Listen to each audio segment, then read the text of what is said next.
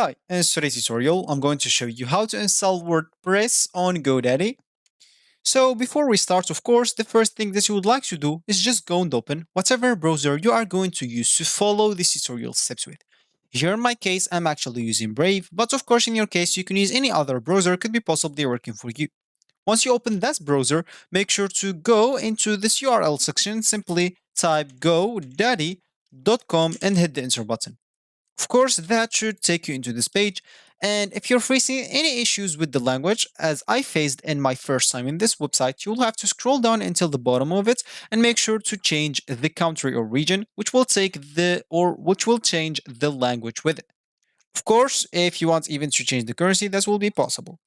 So now you will have to go back and log in into your account if you have one. And if you don't have an account, you'll have to go and create one. Of course, you will be able to do both options. At this top right corner option, you will find the option to create or even log in into your account. Once you did one of those two options, you'll find yourself on this screen, which is going to be your home screen or your main screen on the GoDaddy website.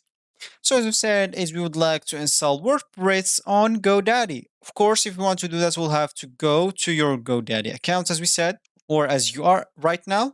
And then, of course, you'll have to go to your products page by clicking at your name right here, then click at my products. Here in this page, you will find like your products page, of course, you'll find all the domains that you have.